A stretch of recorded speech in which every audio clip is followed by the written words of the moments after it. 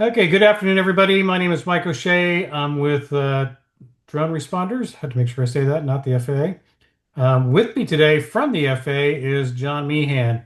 Today we're going to discuss, we're going to basically go over some COAs and go over the instructions that are included in COAs.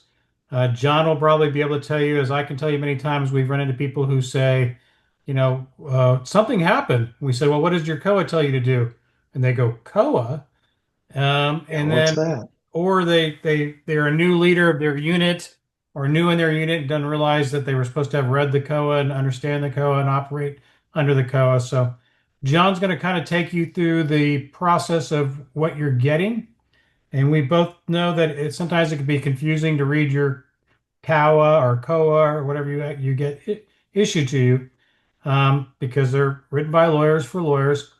But although I think the way you guys did the cow is pretty, to me, is pretty self-explanatory. But it's a lot Yeah, better. we didn't let the lawyers get a vote this It time. it, it does look a lot better than We typical went government. rogue. We went rogue. The COAs typically say you cannot, you cannot, you cannot, and now you can, you can, you can.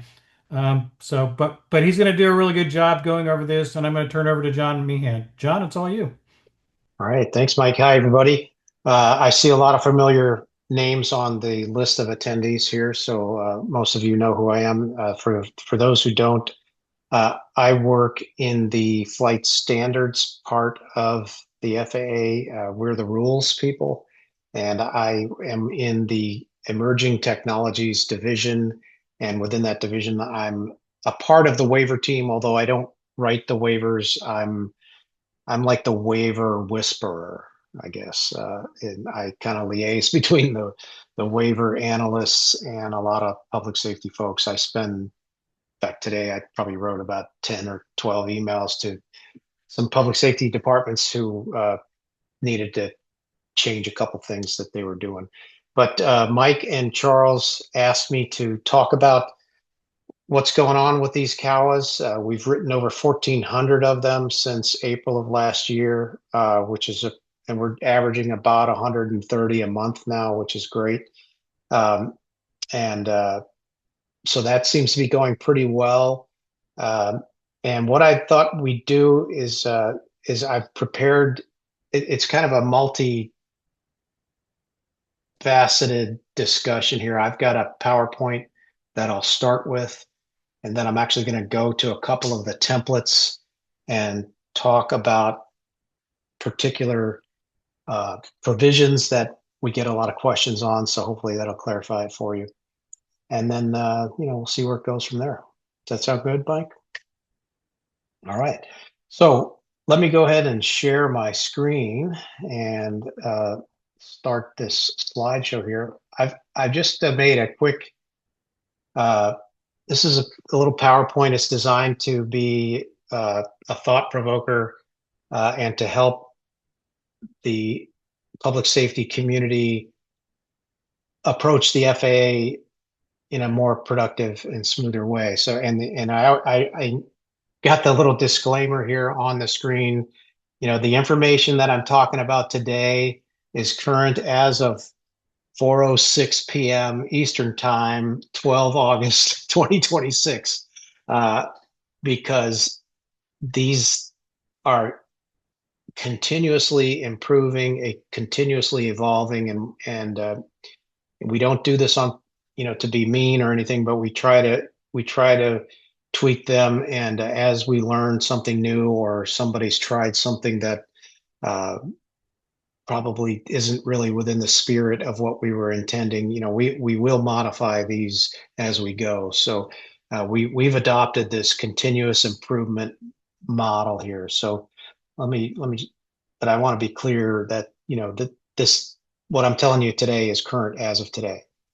So the purpose of this is really to help you and your customers. I see there's some consultants here, but really to help them have a speedier, smoother, some would say less painful experience with the FAA. And if you have questions, please put them in the Q&A pod so we can get to them. Um, so and I'm gonna actually shout out to Mike O'Shea, because Mike and I were teammates way back. when I joined the FAA, and we always used to. I remember going to some conferences with Mike, and Mike always said, "Hey, remember that when you're talking to the FAA, that the FAA's mission is different than your mission, and sometimes that causes a little friction." And I think it's good to always come back and calibrate folks to remind them that, hey, when you're talking to the FAA, it might be useful to you to keep in mind what the FAA's mission is. And the FAA's mission is to provide and ensure the safe and efficient use of the national airspace system. The national airspace system is a public and shared space. It is not owned by any municipality or any property owner. It is owned by the people of the United States, and the FAA is the regulatory agency that's charged with providing the regulatory oversight for that. And how do we do that? How do we maintain a safe and efficient airspace, the safest in the world? I'm very proud to say that.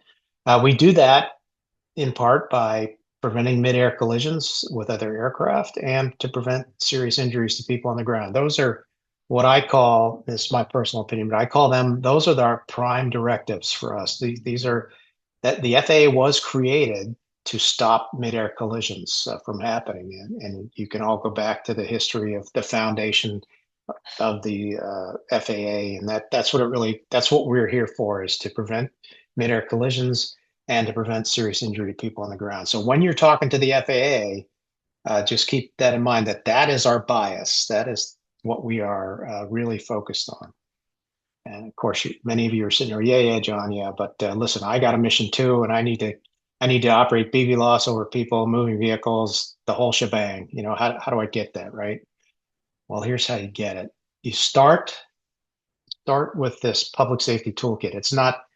Uh, it's not the most user friendly, but we've made a web page, and this is where you find it. And later, if I get some time, I'll throw it in the chat there. But you could Google it, public FAA and public safety toolkit, and I'll show you a picture of what it looks like here in the next slide. But the first thing you're going to need to do is figure out what part of Title 14 you're going to operate your drones under. Remember that public safety, when you operate an aircraft in the National Airspace System, you are operating under Title 14 of the Code of Federal Regulations.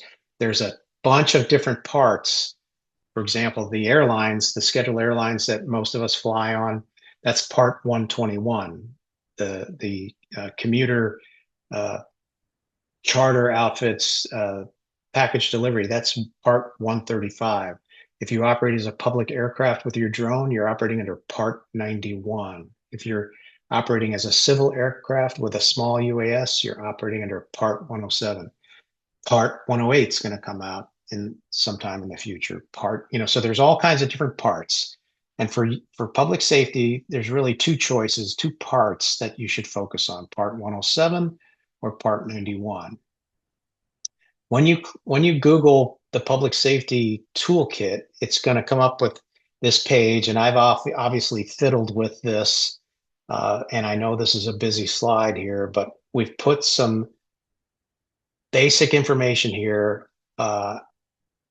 and there's a flow chart on there.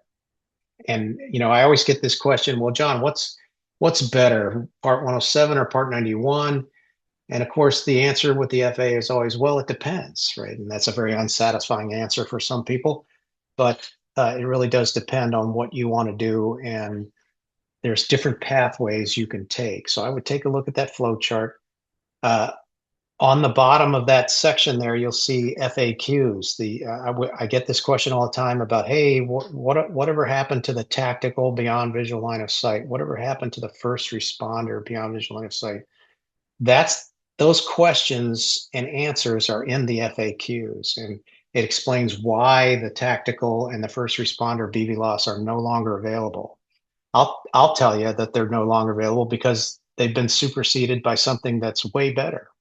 And it's way more flexible. There's no monthly reporting in these new certificates of waiver / authorization. There's no NOTAMs required. Um, there's no distance limitation like there used to be in the tactical. So uh, go to this page first, get an idea of, hey, we want to go down the Part 107 path. And I've separated the two sections of this page, and I've highlighted it there. But if you want to fly under Part 107, we've got expedited. These are the expedited waivers, and it should take you no more than 90 minutes to an hour to get all the paperwork done for this. But take a look at that. If you're a volunteer fire department, if you're a 501c3 search and rescue volunteer fire department, something like that, it makes it pretty easy. You're going to only operate under Part 107 uh, because you're not a statutorily defined public aircraft. 49 USC 40102A41 if you're interested. But all of you could operate under Part 107. Many of you could operate either under Part 107 or Part 91, but all of you could operate under 107. Both the big positive thing is that no matter which part of Title 14 you want to operate, you're going to get nearly identical outcomes in terms of operational capabilities for either pathway, which is, I think that's a big positive thing that's happened in the last 18 months. But check that out. All right, so you've gone through the process, you got your waiver. Now what do I do? And to Mike's point earlier, really, you need to read it multiple times, read it very carefully. Typically, they have about 30 to 38 provisions in there. We often get questions about, well, John, what about this? And I said, well, did you read the COA or did you read the COA? And it's right there. And so read it carefully. We with these newer ones, we've tried to make this a working document for the crews to be a little bit more clear because we believe that clarity enhances safety. Make sure everybody on your team reads it and understands it because the expectation of the FAA is that, no kidding, you're going to comply with it. And everyone's safety really depends on you complying with that. And we've tried to write in there ways to get special situational approvals for those unique circumstances where maybe you can't fully comply. That's when the SGI process comes out and you make that phone call and email to the SOSC. But really, please do read it. It's important. It's important for you to read that. I want to talk about, these one-to-many. We're seeing a trend now of the 1,400 or so certificates of waivers that have been issued under Part 91.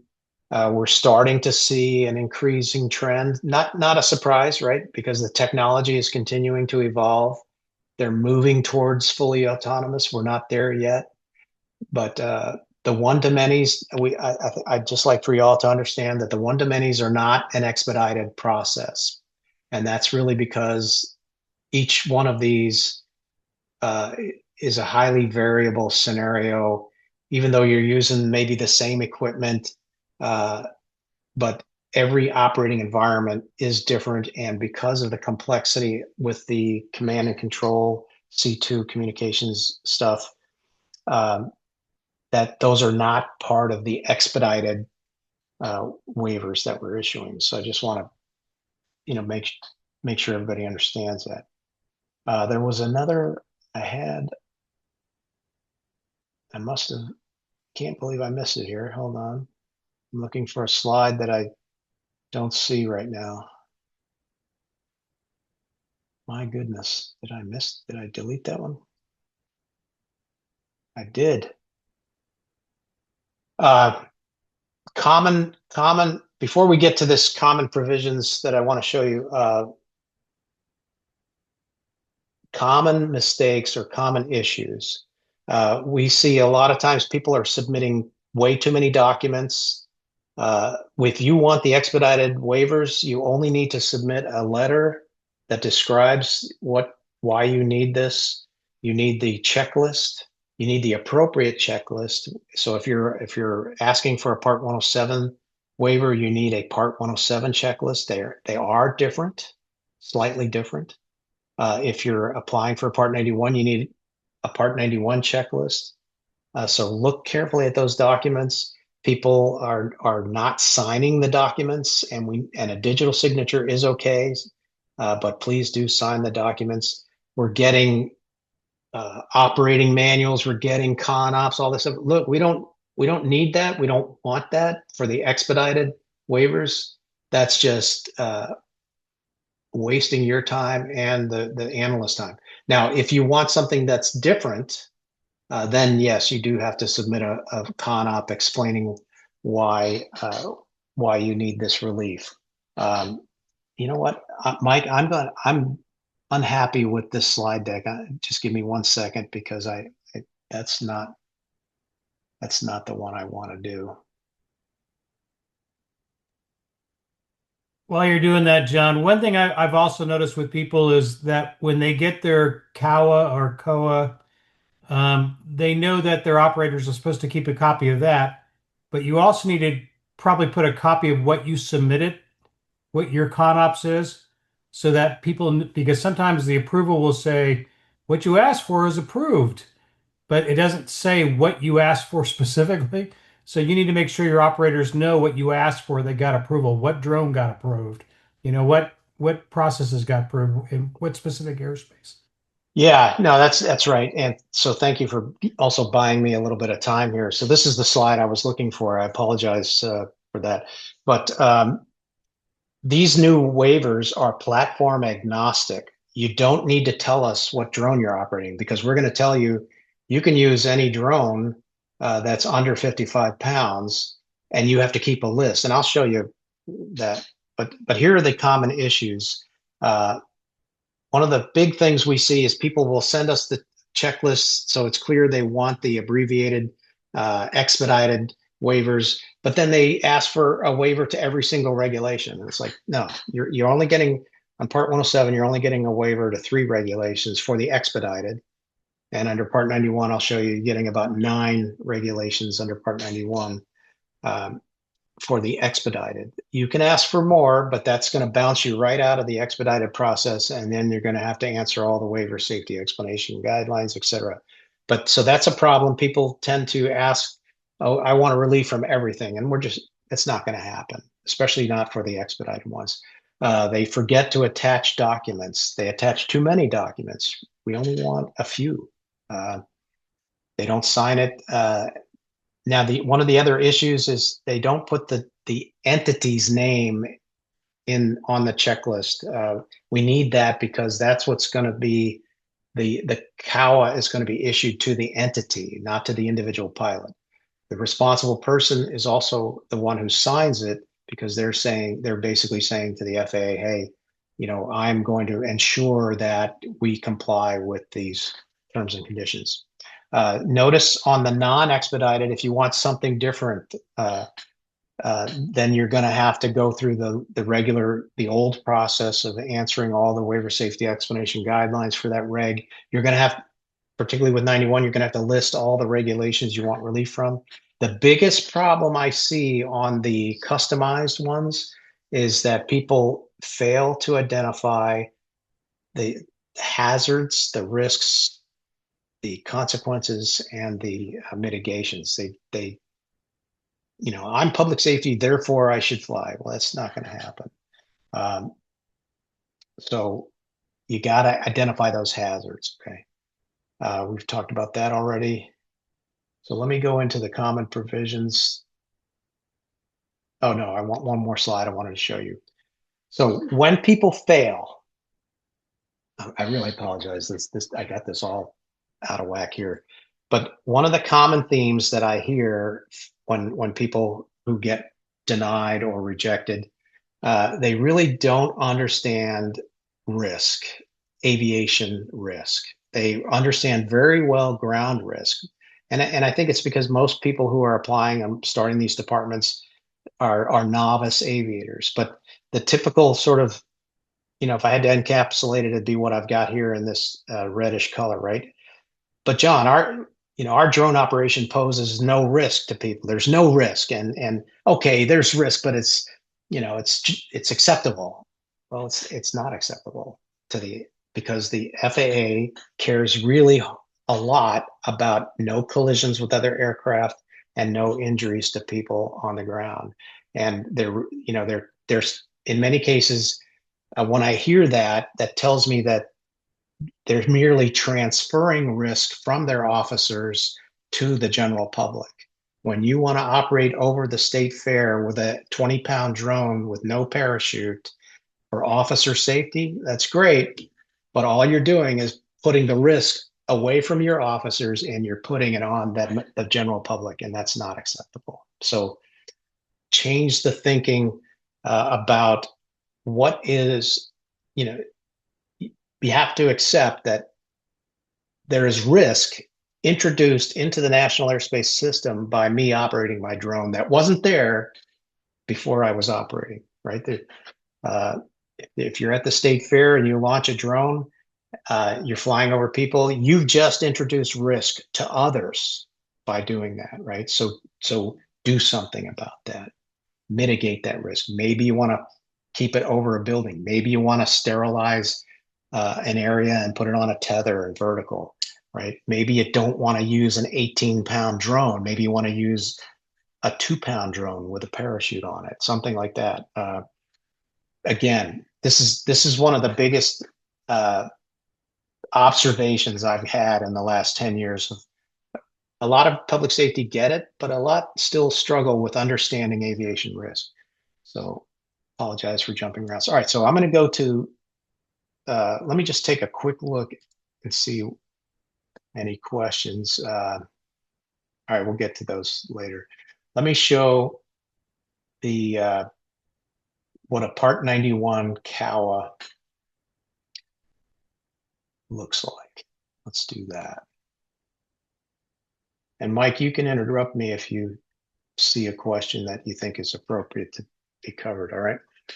All right. So remember I talked about Part 107 waiver slash authorization and a Part 91 waiver slash authorization. And the reason why we call them a COA now instead of the old COAs is that because these are actually both waivers to regulations. And you can see here on this one, this Part 91 waives a bunch of them, right? 1, 2, 3, 4, 5, 6, 7, 8, 9, 10, 11. There's 11. Uh, and isn't it interesting that to get the same equivalent outcome as 107, you have to waive 11 Part 91 regulations. There are way more regulations under Part 91, but all we're doing, because these are the same risk, we're trying to make them equivalent. But that's what you're getting waived in these basic combination. They're both a waiver and an airspace authorization. You'll see here for this one, it has 38 provisions, special provisions. And I'm not going to go over every one of these, but I wanted to highlight a few. Notice, notice in here that it says, hey, you're getting an airspace authorization, but you're not getting an airspace authorization for prohibited or restricted airspace with this document.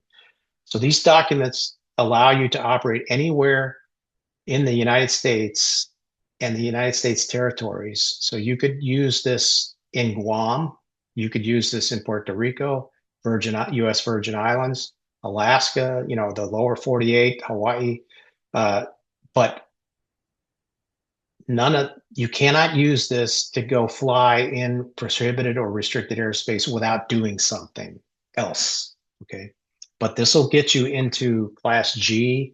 It'll get you into Class Bravo airports, Charlie and Delta, and Echo 2 airports. That's one of the great things about this one. I'm not going to read through every one of these. I'm going to just highlight a few. So you'll notice in here, in this waiver, it talks about visual line of sight operations and it talks about beyond visual line of sight operations. When you're operating beyond visual line of sight, we're going to restrict you to 200 feet above the ground or 100 foot above an obstruction if you're in class G, or the 200 feet or the lower of the 200 feet or the UASFM. Why? Because unless you have a detection system that is capable of detecting a a manned aircraft that's not transmitting ADS-B out, then how are you going to keep from colliding with that manned aircraft? Well, you're going to rely on your proximity to an obstruction that's going to keep that distance between you and that manned aviator. Detection systems, we will write waivers for higher than 200 feet when beyond visual line of sight. We will write them, but you are required to have a detection system that's capable of doing that. And only 13% of the 1,400 waivers that we've written, only 13% of the applicants have this kind of system because they're expensive. Most departments cannot afford this. One of the things I wanted to stress that I see in the waiver applications is people are misconstruing obstacle avoidance on their drones. They think, oh, this is the detection system. No, no, no. That is not what we're talking about. We're talking about very expensive radars or acoustic systems or visual systems they're active systems that are typically fixed and looking for something. So your obstacle avoidance on your drone, that's not what we're talking about. Okay, want to be clear about that. If you want to go, above those UAS FMs or that 200 feet inside controlled airspace, many of you live and work in class Charlie, Delta, Bravo airports. That can be done, but that requires a second step. So people are calling it tailored airspace. That second step is once you get this COA, you're going to go into CAPS and you're going to apply for that tailored airspace, requesting those particular grids. And you need to be grid specific. Let's say the grid says 50 feet and you need 150 feet. You're going to put that grid, picture that grid with the requested altitudes, and then the air traffic facility manager is going to decide whether or not they're going to agree to that, or maybe they'll say, I won't give you 150, I'll give you 50 in a zero grid, for example. And air traffic will impose other conditions to allow you to go fly higher than the UASFM or 200 feet BVLOS in that controlled airspace. I get this question a lot about number 12D. Like, John, I'm in Alabama. Why the heck do you have these other airports in here? There must be a mistake. No, there is no mistake. That is there because, interestingly enough, those airports are actually managed by Transport Canada, not by the FAA, even though they're in the United States. And air traffic air traffic asked us to put this in here so that you know that if you're going to do a mutual support mission uh, over there, that hey, you're going to have to ask, you're going to have to go into CAPS and or get an SGI for that. But that's why that's in there. It's not a mistake, and that's why you'll see it in every single one of them, even if you're far, far away from there. Okay. Uh, Number 16. Yeah. So unless you're going through that other process for one-to-many, you'll see here that, hey, these COAs are written for one drone pilot for one drone. Okay. All right. Number 21. This one gets a lot of discussion. If you're operating over people with a drone that is more than a half a pound, that could potentially seriously injure a person. It takes 50 foot-pounds of kinetic energy to fracture a human skull. And those of you who are mathematically inclined, you know that the formula for kinetic energy is 1/2 m, which is mass, v, which is velocity squared, right? So speed. So if you have, say, 20-pound drone flying 10 miles an hour, you far exceed 50 foot-pounds of kinetic energy pretty quick. So you could seriously injure or kill somebody with that. So we require, as a mitigation towards the hazard of serious injury to a person, the mitigation is to use a category compliant drone or equip it with something. And if it's less than 0.88 pounds, we're going to only require you to equip it with prop guards, something to stop lacerations. If it's more than if it's 0.88 pounds, if it's more than 0.88 pounds, we are going to require a parachute recovery system for you to operate over people. And I get this question, well, John, I'm not going to operate over people when I'm BVLOS. Well, how do you know that? You don't. Most of you operate in an urban environment. There are some who only use BVLOS for closed perimeters, SWAT team, for example, where everybody's wearing Kevlar helmets and flak jackets, etc. Okay, that's a mitigation. But most of you are using these as general utility aircraft. They're like the Huey. It's a utility aircraft. It gets called to go on lots of missions. So now for the Part 91 COAs, this 21C, you won't see paragraph C in the Part 107 COAs. And that's because there's a little bit more leeway given to public aircraft because they are basically determining the airworthiness of the drone, and they're responsible for that. But I want to really clarify for folks that we're not going to buy the argument that every mission is a life safety event. No, no. There are very few missions, particularly those of you who are using drone as a first responder, a drone in a box doing call outs. Not every one of those missions is that somebody might die if you don't go, right? So what is this for? I'll give you an example. Maybe somebody's drowning and you need to fly over them to drop a life vest. Okay.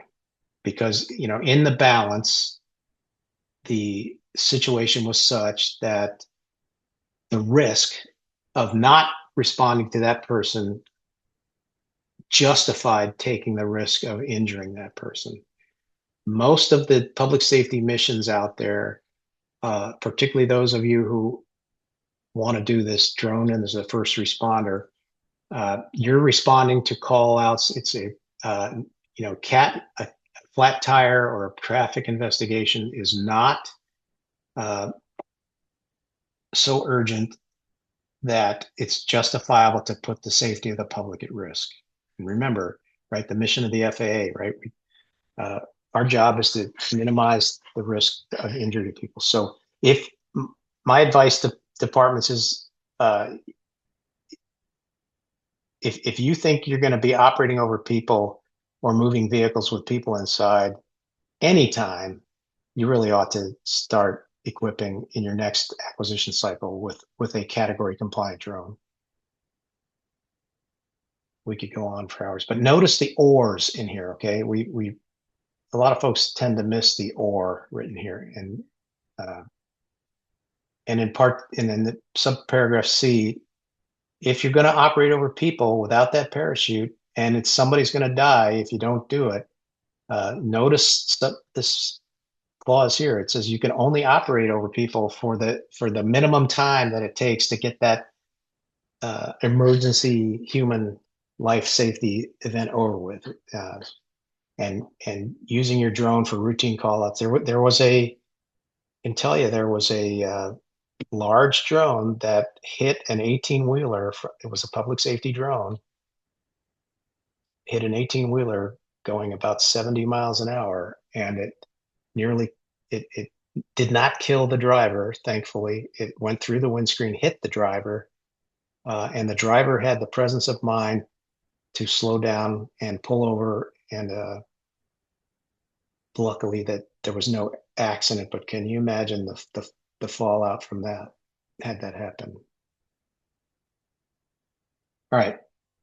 let's go to 22. So I put 22 in here because remember under Part 91, you're only getting a waiver to those 11. You're not getting a waiver to the others. And 91-111A means, we're not waiving that and we're not going to waive that.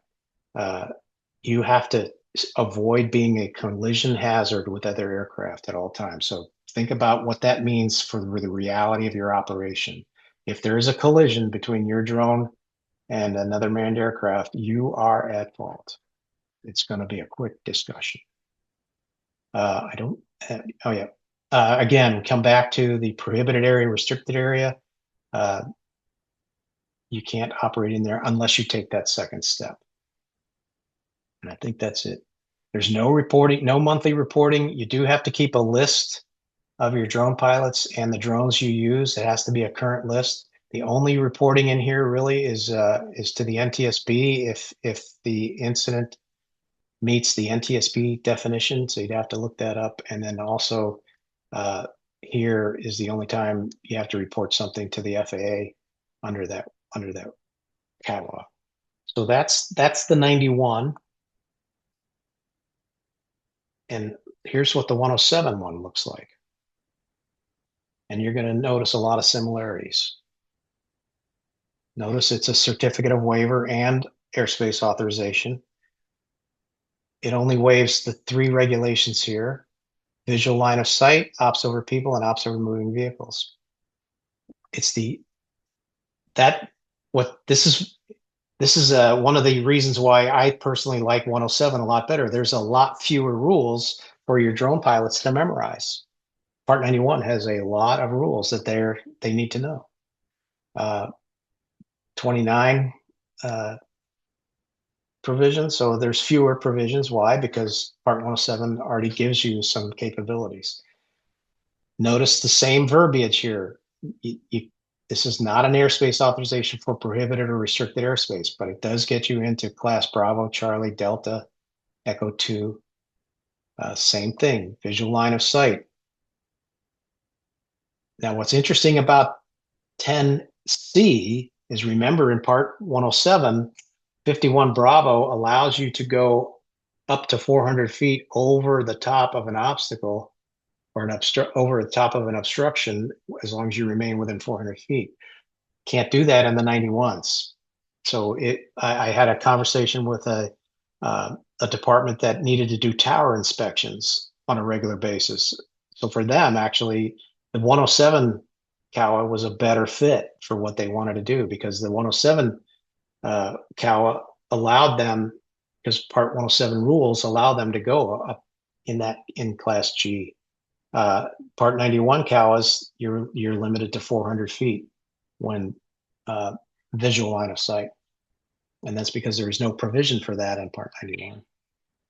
Same thing, number 12, right? If you want to go above the UAS FM, since those of you who want tailored airspace using the COA, the 107 COA, same thing. You'll go into caps and you'll do it that way. Notice also these airports are in there for the same reason, right? Those are actually, the airspace is managed by Transport Canada. That's why they can't do it with Lance. All right, same idea. You can only do ops over people if you have a category compliant drone, or if it weighs up to 0.88 pounds, has a prop guard, or if it weighs more than 0.88, it's got to have the parachute recovery system. Notice that other safeguarding life, allowing to operate over people, that's not in here. You're operating under a more stringent Part 107. Same thing about operating in a restricted area. So this, I mean, it's nearly identical. Why? Because the risk profile is exactly the same. It doesn't matter if you're operating as a public safety entity with a small UAS up to 55 pounds as a public aircraft or a civil aircraft. The risk is exactly the same. So that's why these are nearly identical. As we tried to make these as identical as we could. Part 107 has reporting requirements for us, if there's a safety event. Just a reminder, hey, remember if you do that. But again, right, NTSB, if you there's always been this requirement to report some things to the NTSB. What else? I think that's it.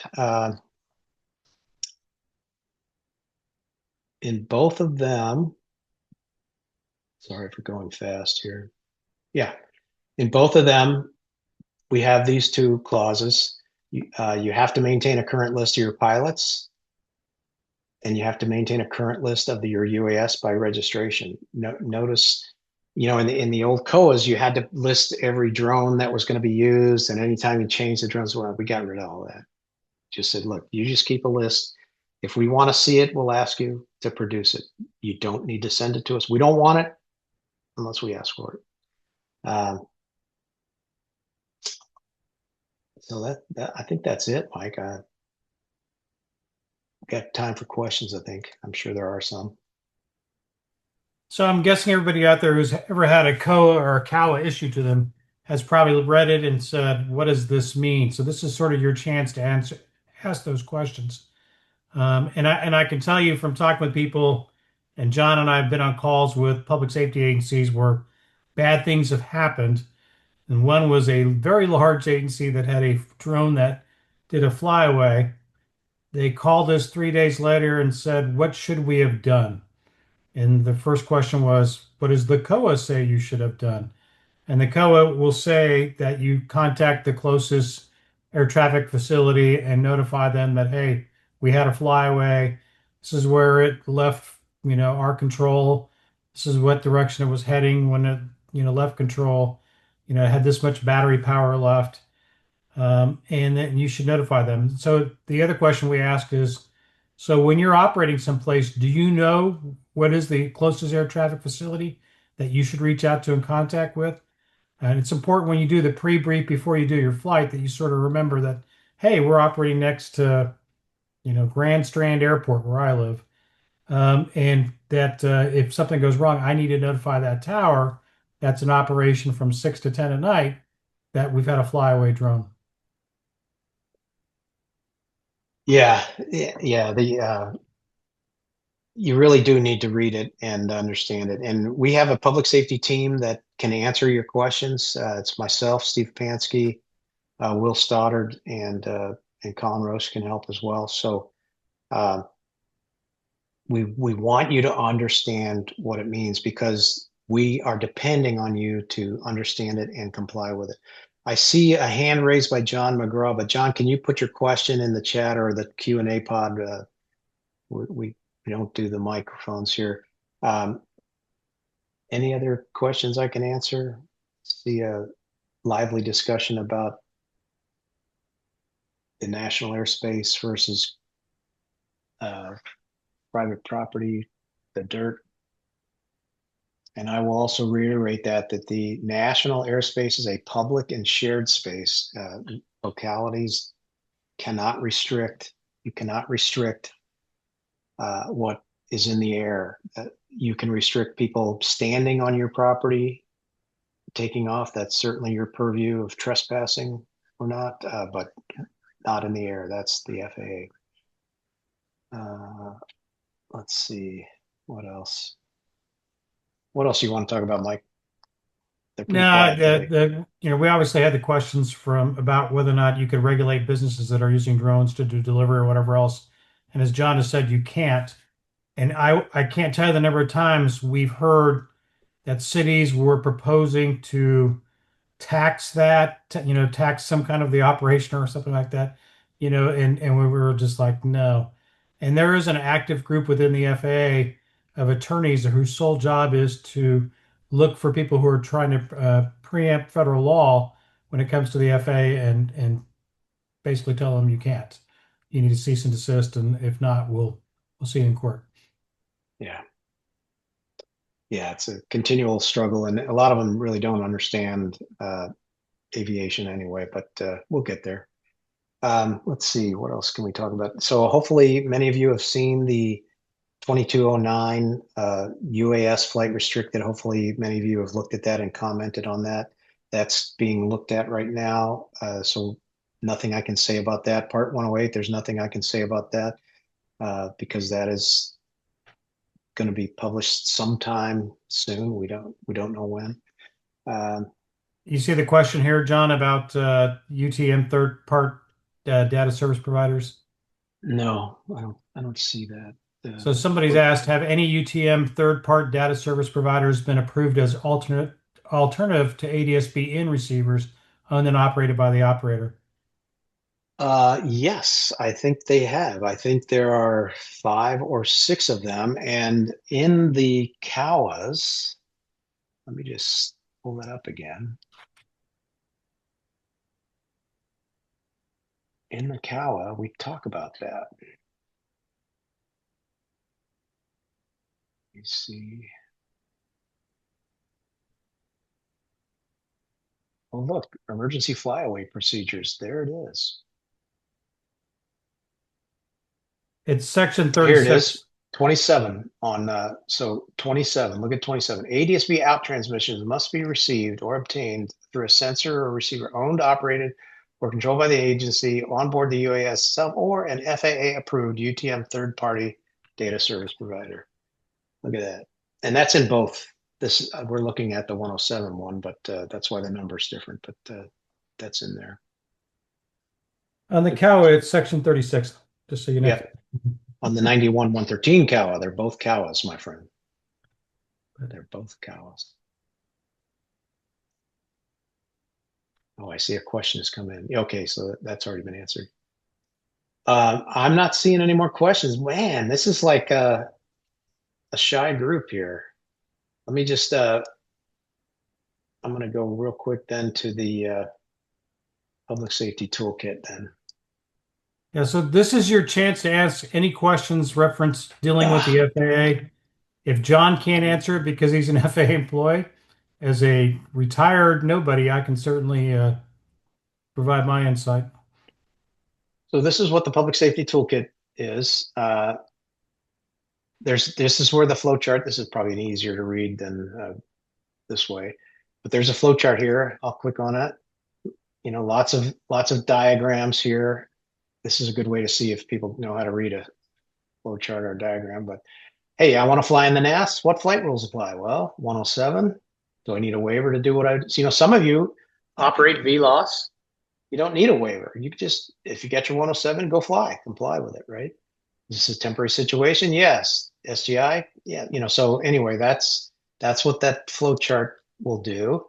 If you want to operate under 107, you're going to apply and you want that expedited waiver, you're going to apply in the aviation safety portal. We've got a sample letter. By the way, the sample letter and your checklist is your CONOP together, right? Because the sample, and the sample is a guide. Obviously, you want to tailor it to yours, but if it's more than one page, you are wasting your time. We don't need more. We don't need a huge description because we've looked at a lot of the missions that public safety do, and we say, okay, well, for most of these public safety missions, if you just describe for us a few typical examples of what you do where you need to go BV loss or over people or moving vehicles, that is enough. Don't, you know, the days of submitting multi-pound CONOPS thinking that the more is better, those days are over. Please don't do that. And really, for you go into the aviation safety portal, you attach a letter telling us, hey, and the reason why we like to get the letter, say, hey, I am public safety, I meet the definition. We do get people who are not public safety trying to get these, and we tell them no. But it's a very loose definition in 49 USC 44806E. So it's a wide net, but tell us your public safety, submit that checklist. Here's what the checklist looks like. By the way, and this is the end. So what's the name of the entity? Here's the responsible person. I mean, if it takes you more than 90 minutes to do this, as far as the letter and the checklist, you're spending too much time on it. We really tried to make this an expedited process. And you'll notice a lot of these provisions are in the waiver. Okay, but this is all it is. Now we get people to say, well, I don't like this one, so I'm not going to sign it. Guess what? It's rejected because to get the expedited one, we've looked at the hazards, we've assessed the risk, uh, we've looked at the consequences, and we've determined, working with public safety, that, hey, these mitigations work for about 90% of the entities out there. So if you say, well, I don't like this one, I'm not signing it, that's fine, but you're not going to be handled in an expedited way. And you're going to be told, go back and answer all the waiver safety explanation guidelines for all those regs you want relief from. So that's what that looks like. It's 7 pages. Honestly, if it takes you more than 90 minutes to do the letter, and by the way, the letter does not need to be from an attorney. It just needs to be on letterhead and signed by the responsible person. A digital signature is sufficient. Now, if you want to fly under Part 91, you're going to do that by email. You're going to send the documents to this email address. There's a sample letter. Do we need a letter signed by the responsible person? Does not need to be signed by the attorney. You need to submit a FAA form 7711-2. We even put a guide on how to complete that. I'm trying to make this pretty quick and easy. So here's the guide. See attached CONOP, right? The CONOP is what? The CONOP is your letter and the checklist. That is your CONOP for the expedited waivers. Please do not submit a 700-page CONOP. You're wasting your time and the analyst's time. Now, if you want something different, of course, then your 700-page CONOP is probably appropriate. Now, for the Part 91, you see a 200-foot checklist and a 400-foot checklist. The 400-foot is using the detection system. If you are going to use a detection system and you want to go higher, you need to download this worksheet. Show you what that looks like. This is it here. You have to fill out all of this you and your vendors have to fill out all of this information here, and that goes to a different team at the FAA who's going to look at this system and say, yep, this looks okay, or they might have questions. So there's that. And then this one, please do look at the FAQs. There's I think about 20 something of it. Who's eligible? How do I get one? How long is it good for? These are good for 48 months. Does this replace the tactical first responder blanket and jurisdictional? There's the answer, right? It's all there. So there's a lot of good, what is drone as a first responder? There's no reg called drone as a first responder right? You want a waiver to operate beyond visual line of sight, over people, over moving vehicles. There's no waiver called drone as a first responder. That's, again, part of that understanding how the FAA thinks, what kind of so there's a lot of great stuff in there. There's other things on this page as well. The playbook, Mike O'Shea had a lot to do with making one of the original playbooks for law enforcement. There's the advisory circular for public aircraft operations. There's the good old active tethered UAS. Does a tether change the rules? No, it does not. There is a limited exception for a public active tethered drone, but take a look at that if you're being pitched on that. You have to comply with all. They do have to be registered. Remote ID does apply. So anyway, there's lots of good information here.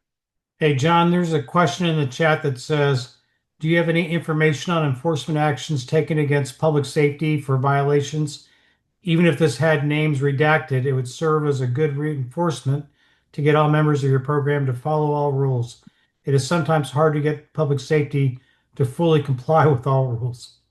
Yeah, so that's a great question. What is interesting is, of course, there is a culture of never to rat out your buddy. And when the FAA rarely gets a formal complaint. We get people like, hey, I just saw I saw that department's being naughty, and you have to file a formal complaint, please, and you have to give them facts. We get very few of those. We have had a few before the enforcement policy changed with the executive orders, and those typically resulted in compliance action rather than enforcement.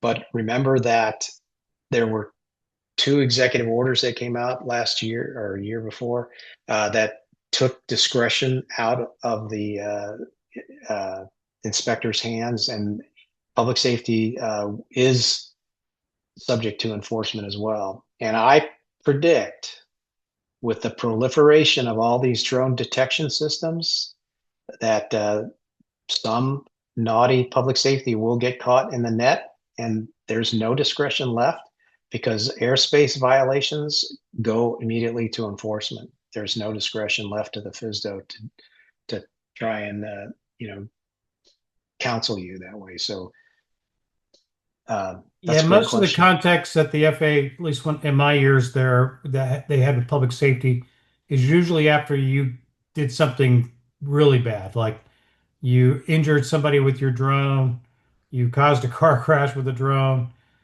somebody had their hand almost removed by a drone. Remember that one? Yep. And that's when we're required to come in and investigate, and there have been um, most of those we were able to bring people into compliance, but there were some people who lost their Part 107 licenses and stuff. As John has said many, many times, the big threat to you is not the FA, it's the attorneys who are going to sue you once you've done something wrong. And I know in all those cases where we showed up, the attorneys were right on our heels to take actions. Yeah. Let me just say again about I still remember vividly the hurricanes where a lot of that we had a hurricane in Mexico Beach, we had the hurricane in Asheville, and there were a lot of manned aircraft flying in there with their ADS-B turned off, and nobody filed a formal complaint on any of them. And you know, I realize nobody wants to rat out their buddy, but sometimes the safety of the public really needs to take priority here. And we can't do anything unless we get a formal complaint with facts, uh, because they'll get thrown out by the judge and by our legal people. Right? We need good evidence for that, and unfortunately, we don't get a lot of good evidence. And but if the, just be aware that if the public does file a complaint against you for, say, for example, operating over people without a parachute recovery system, and you don't have a category compliant drone, and you're not complying, or you don't have a COA that uh, you're not complying with it, then the drone pilot, the responsible person, and perhaps even the leadership is subject to civil penalties. There's no get out of jail free card on that. Anything else? Wow, that time went by I faster than I I was did want to expecting. point out that we did get above 40 people, so you will get paid, John. So that's really important. Yeah, I great. just want to let everybody know that drone responders, I can't talk. Drone responders is starting state ambassador program. We're looking for people to sort of represent their state and work on behalf of, the people in your state and drone responders, both for, getting information out to those people, participating in, state organization type conferences, working with your state legislature, that kind of stuff. And by becoming a state ambassador, you get some benefits from drone responders. You get a lot of swag like shirts and backpacks and that kind of stuff. You'll also be available to attend training for free. They won't pay for you to go to it, but they'll waive the registration cost for you. So there are some advantages to being a drone responder, and then also ambassador, and then also participating, in monthly meetings as part of the ambassador program to sort of get the latest and greatest news and information of what's going on, so you can provide that information to your state. If you're interested, let us know. There's going to be information on the drone responders webpage, and we're getting ready to do sort of a big press release and social media release on the program. So if you're interested, let us know. Anything else, John? Manny Salazar had a question, and I know we talked about it a little bit about the city passing ordinances. You might want to reach out to the UAS Support Center and ask them for the fact sheet about le drone legislation. There's a couple of them out there that would help inform, what the federal sovereignty issue is, and et cetera. It's called a fact sheet on laws.